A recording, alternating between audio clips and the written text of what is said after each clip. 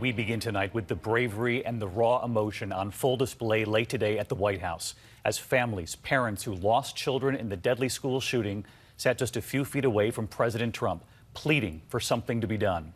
And it wasn't only parents who lost sons and daughters in Parkland, Florida. There were families from Newtown, from Columbine, among others.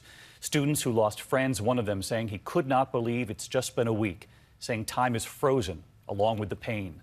The president listening as parent after parent asked the president to do something. One father who lost his daughter asking the president how many schools, how many children have to get shot. The father saying it stops here with this administration. ABC's chief White House correspondent Jonathan Karl leading us off. For nearly an hour, the president sat, mostly silent, listening to the horrific first-hand accounts of senseless violence. Justin Gruber was hiding in a closet and texting his father as his classmates were gunned down in Parkland, Florida. And I was born into a world where I never got to experience safety and peace. There needs to be a significant change in this country because this has to never happen again. And people should be able to feel that when they go to school, they can be safe. His father begging the president to do something. It's not political. It's a human issue. People are dying, and we have to stop this. We have to stop. If he's not old enough to buy a drink, to go and buy a beer, he should not be able to buy a gun at 18 years old. I mean, that's just common sense. We have to do common sense. Please, Mr. Trump, these are things we have to do. We got to do something about this. We cannot have our children die. Andrew Pollock's 18-year-old daughter, Meadow, was one of the 17 killed at Stoneman Douglas High School last week. Mr. Pollock stood with his sons beside him. We're here because my daughter has no voice. She was murdered last week, and she was taken from us. Shot 9 times on the 3rd floor. We, as a country, failed our children. This shouldn't happen. We go to the airport. I can't get on a plane with a bottled water, but we leave it. Some animal could walk into a school and shoot our children. It's just not right, and we need to come together as a country and work on what's important, and that's protecting our children in the schools. That's the only thing that matters right now. Everyone has to come together and not think about different laws. We need to come together as a country, not different parties, and figure out how we protect the schools. How many schools, how many children have to get shot? It stops here with this administration and me. I'm not gonna sleep until it's fixed. All these school shootings, it doesn't make sense. Fix it. It should have been one school shooting, and we should have fixed it. And I'm pissed, because my daughter I'm not going to see again. She's not here. She's not here. She's in North Lauderdale at whatever it is, King David Cemetery. That's where I go to see my kid now. And it stops. We all work together and come up with the right idea, and it's school safety. That's it. No other discussions. Security, whatever we have to do. Get the right people, the consultants. These are our commodities, man. I'm never going to see my kid again. I want you all to know that. Never, ever will I see my kid. That's how I want it to sink in. It's eternity. My beautiful daughter, I'm never going to see again. And it's simple. It's not, we could fix it.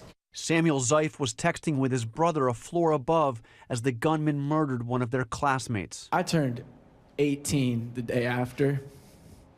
Woke up to the news that my best friend was gone. And I don't understand why I could still go in a store and buy a weapon of war, an AR. I was reading today that a person 20 years old walked into a store and bought an AR-15 in 5 minutes with an expired ID. How is it that easy to buy this type of weapon? How do we not stop this after Columbine, after Sandy Hook? I'm sitting with a mother that lost her son.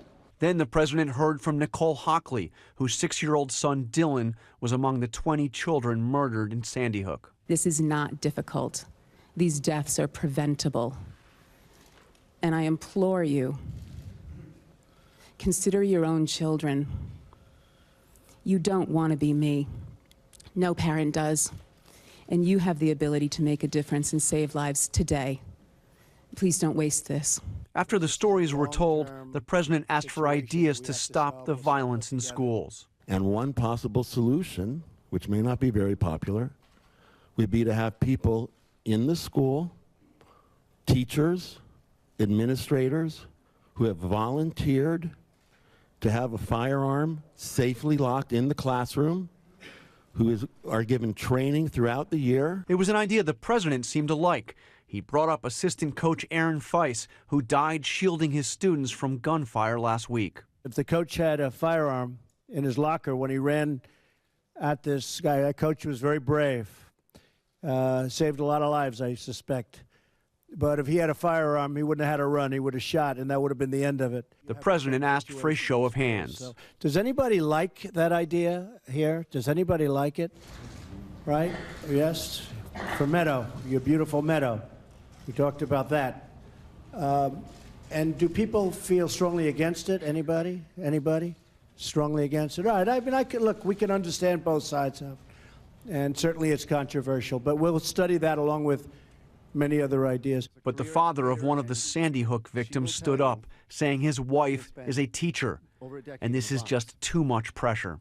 And she will tell you that school teachers have more than enough responsibilities right now than to have the awesome responsibility of lethal force to take a life. And John Karl joins us now from the White House. John, just a remarkable and moving scene. We were all watching in silence in the newsroom, along with millions of Americans at home late today. A very rare thing to invite so many families to the White House to get that kind of time with the president, but it also invites considerable pressure now to act.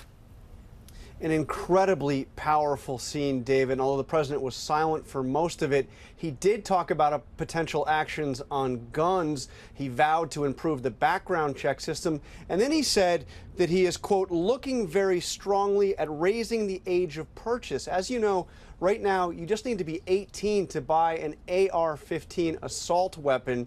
He is considering raising that age to 21. That is something that may put him right up against the NRA. The NRA is already out with a statement opposing that.